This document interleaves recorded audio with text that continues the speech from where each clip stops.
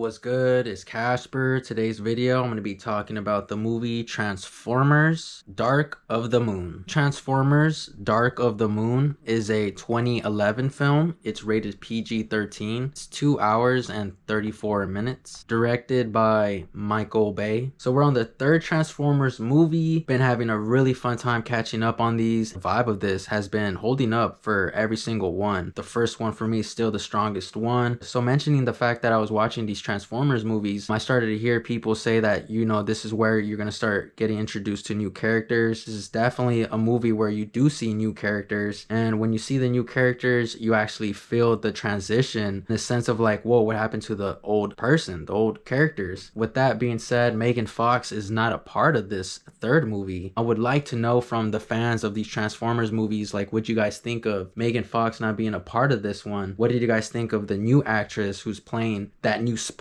It's not the same role, it's just a new spot. So Megan Fox getting fired from her role is a huge shocker. We have Michael Bay back as the director. Michael Bay and Steven Spielberg still have the right key ingredients to make this whole thing flow a proper way. The whole badass stuff that they've been doing since the beginning was still there. One feeling that I had with watching this movie is basically the plot in general. I feel like in this movie they probably had like 3 different versions of how they wanted to execute this movie. So with the flow of this movie, especially with Shia LaBeouf's character, I feel like they could have went a little stronger route instead of going a route where it just made him not be involved so much with the Autobots anymore. The fact that he got a job and is out there and in the real world trying to be that business person, a script that was presented and was like, okay, it fits, but let's see what else we got. The other 2 scripts might have had some other idea, but this one was just the only one that made sense. I could see why this one right here was probably chosen, because we don't want to have the same flow of every single Transformers movie. Like, let's just have Shia LaBeouf's character save the day. Shia LaBeouf's character in this movie, the fact that he's not too much involved with the Autobots doing their thing, especially in the middle of the movie and seeing like it build up, it was just an interesting thing to see. Seeing that he came from being so involved in the other 2 movies to him being like literally just a grown-up, not even trying to mess with these people in a sense or in a way. He still knows they're there, but badass moments from the first movie and then the second one, this one right here, kind of shine away. But it's still the same ingredients, still the same sauce that they're putting around this movie with his character. They're not making him any weaker, or they're not making him anything where it's like what happened to him. It's just, I think his environment and what he does for a living now is just something that was kind of odd to see. But overall, I think we just got spoiled so much with the first 2 that we just want to see more badass moments with Shia LaBeouf's character. Shia LaBeouf in this movie, I'm very surprised, especially that his co-star Megan Fox is not in this movie. He has to adapt to a whole new role in a way, especially the fact that he's more mature and is a veteran in this Autobots world, and a veteran with knowing like he knows all the top secret stuff. Like, you could just see with Shia LaBeouf's character that he's seen a lot of stuff every day, lived with it, and very cool to know that he just has that confidence, especially in any moment that he has screen time, that you can definitely tell that those Autobots, Bumblebee, and anything that he dealt with in the past is still on his mind. And especially with him dealing with Optimus Prime and knowing all those things, Shia LaBeouf's character is still something that you are rooting for. With Bumblebee, I feel like they hit those moments a lot more. I think the relationship with Bumblebee in this movie, from seeing it from the first 2, is what was key. Been growing up with each other, that's what made this movie, with their sentimental, those emotional crazy moments between them, hit a lot harder. With the change of direction with Megan Fox not being here anymore, and now we have the actress Rosie Huntington-Whiteley. She plays Carly. Those moments where you're supposed to feel like, yes, they made it together, yes, they're both alive, yes, like, let's go. I feel like a lot of those moments would have hit a lot better with Megan Fox character. Here was just something that we could see, like, she has a good look. Her moments did execute because you have Michael Bay helping you out, and you have Steven Spielberg right there literally looking over everything. Those last minute changes, you can actually feel, without knowing the behind the scenes facts, that will be a character right away where you would just question throughout the whole movie, there's gonna be many moments where you can see Megan Fox's character have that look more than hers, but you can see what they're doing with her character, her look, and you can see from miles away why she got chosen. Very big names that they had in mind. So she did have a couple moments in this movie where her lines were kind of cheesy, especially her talking to the Decepticons at the end. I do like them bringing the astronauts who actually went to the moon. I thought that was pretty cool, and how they blended it in with the Transformers world. It made sense, and it was pretty cool to see that. It made the movie more interesting, and it just related to what the real world is dealing with, and I thought it was a smart choice on that perspective. This battle in this movie, I'll say, was a lot more stronger. You can see a lot of the evil characters in this movie have more of a role, more of a standing out position. Patrick Dempsey plays Dylan. Thought he was a believable look. I'm glad that his screen time wasn't too much where he's like the main villain. Obviously he's like the main villain interacting with the Decepticons, but it was one of those things that here and there, whenever they chose his screen time, it could fit. Just the evil side in this movie, I think it was holding up throughout the whole movie. Everyone's just trying to control Earth, except the Autobots. Obviously they're trying to protect, the humans. There's still cool slow motion angles, awesome to look at. From first impression, seeing new characters, seeing how these original characters are now going on a whole different direction, is something that I'm still trying to digest and still get the right words to explain that. With years passing by, all these characters are all in a whole different part of their lives. You see Tyrese Gibson back in this movie, but he's doing his own thing now. It's an obvious feel that while watching this movie you can see. John Turturro, once again in this movie, is one of those characters that you're just happy he's back again. Anything that they do with his character, I feel like just fits right away. Do like the fact that he was a key character in this movie to show like this guy was super dedicated on these secret files, super dedicated on knowing the ins and outs of this Autobots world. And John Turturro, key character, funny as well, underlooked, but was very much needed. So very cool acting with all the OG characters being back and a part of this movie. Is Ken Jeong, who plays Jerry Wang. I honestly enjoyed whenever he was on the screen. He brought that funniness to the movie where I didn't expect that he would fit this whole vibe, but very funny that they chose him. His whole acting direction in this movie is just be funny, and one of those key people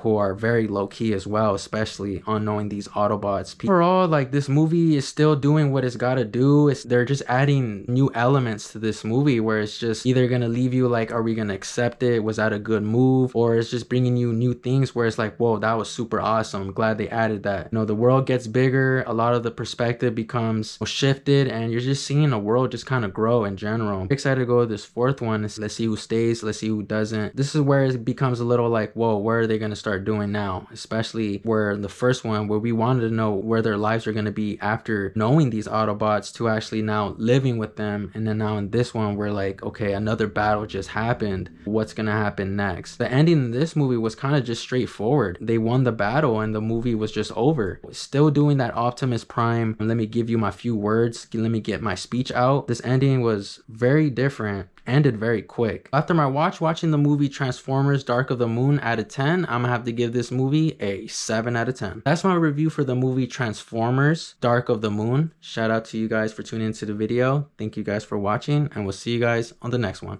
Peace, y'all.